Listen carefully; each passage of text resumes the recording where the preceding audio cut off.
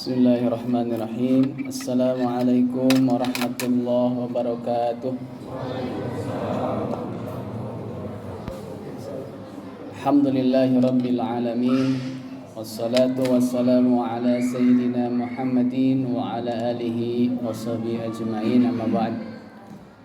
Alhamdulillah para jemaah, kita masih diberi kesempatan untuk dapat mengisi malam-malam Ramadan, mengisi siang harinya dengan saum, malam harinya dengan berbagai ketaatan, diantaranya salat tarawih berjamaah.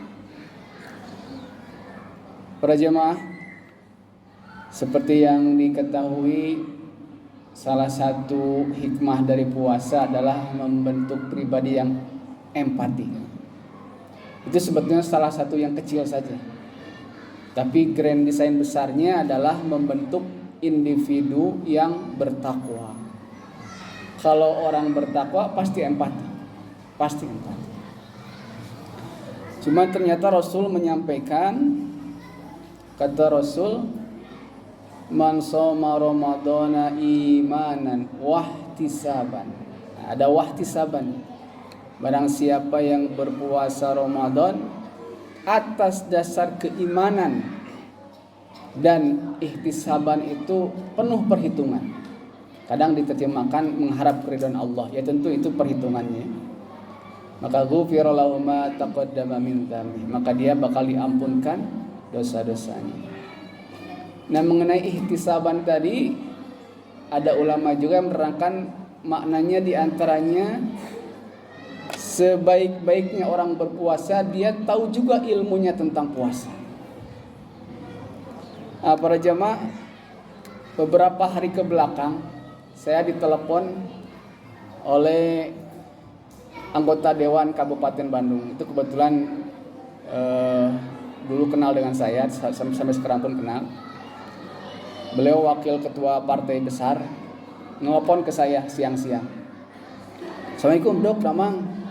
Alhamdulillah. Gimana Pak? Dok, saya sakit pinggang, sakit pisan. Terus saya mau berobat. Kalau disuntik batal tuh. Nah, kalau kita mendengar atau memberikan jawaban standar bahwa yang membatalkan katanya makan, minum, dan berhubungan, tentu tadi ada pertanyaan seperti itu.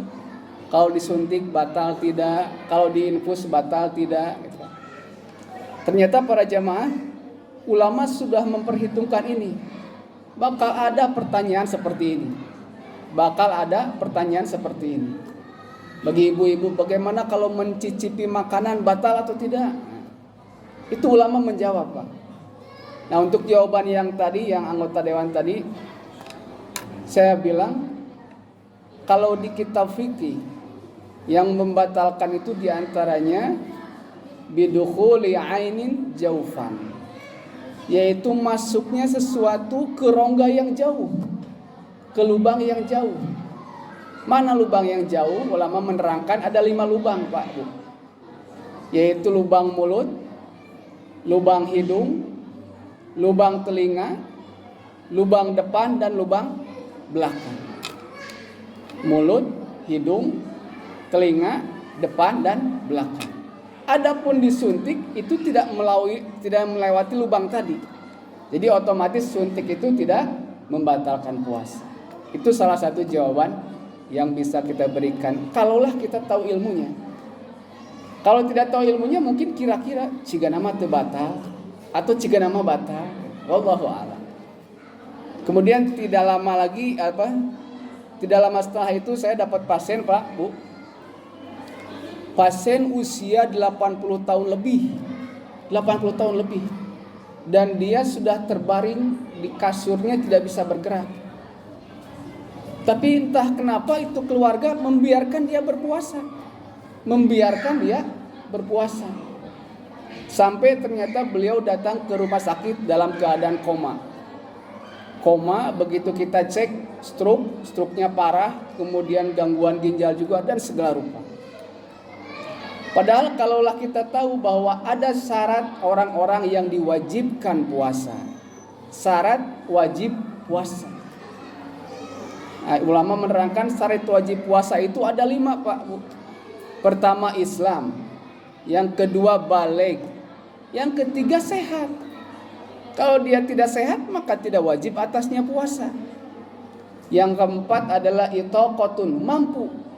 Jadi kalau dia Islam, dia baligh, dia sehat, tapi kalau setiap puasa dia muntah-muntah hebat, dia tidak wajib berpuasa.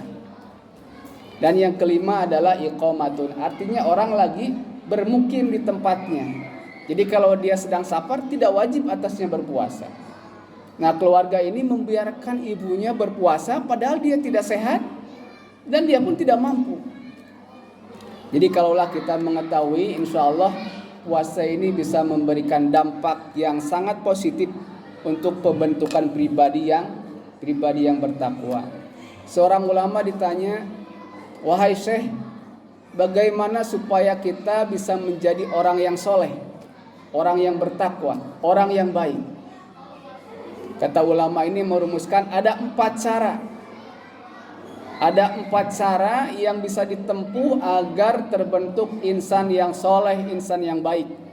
Yang pertama kata beliau, taqlilut ta'am, mensedikitkan makan. Mensedikitkan makan. Makanya puasa ini sebagai salah satu tarbiyah dalam membentuk insan yang mulia. Mensedikitkan makan. Jadi jangan kebalik Pak, sedikit-sedikit makan, sedikit-sedikit makan ya. Tapi harus mensedikitkan makan. Kata ulama yang kedua adalah taqlilun niyam, mensedikitkan tidur Pak. Makanya dalam puasa ini pasti rata-rata porsi tidurnya itu berkurang, rata-rata. Kan kadang efek jeleknya itu berangna anu tidurna biasa nanti lebih panjang ya. Jadi harusnya tetap siangnya beraktivitas maksimal, tapi tidurnya dikurangi.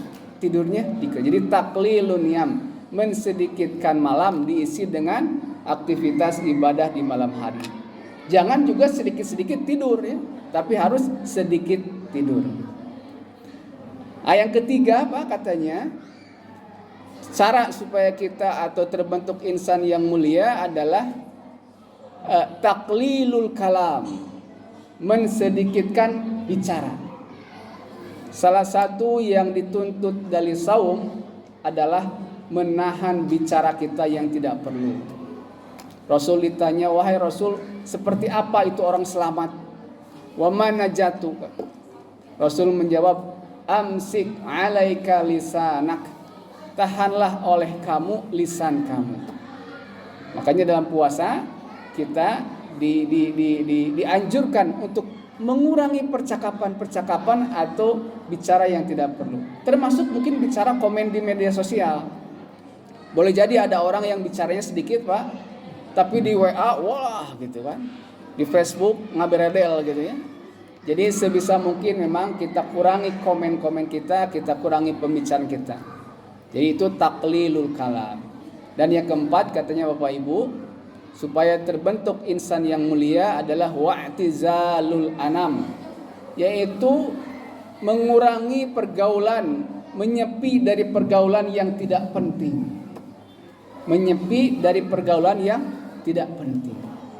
Makanya kata Rasul dari waman najat tadi katanya, wal yasa'ka baitak, hendaklah kamu senang tinggal di rumahmu demi menghindari pergaulan yang tidak penting. Mudah-mudahan dari keempat tarekah ini ya sebetulnya ada di bulan puasa. Wa'tizalu anam biasanya ada syariat iktikaf. Kita menyendiri bermunajat kepada Allah, aktivitas ibadah kita maksimalkan. Taqlilul kalam kita sedikit bicara. Taqlilun niyam sedikit dalam tidur. Taqlilut ta'am kita sedikit dalam makan. Mudah-mudahan bermanfaat. Billahi taufiq wal hidayah. Assalamualaikum warahmatullahi wabarakatuh.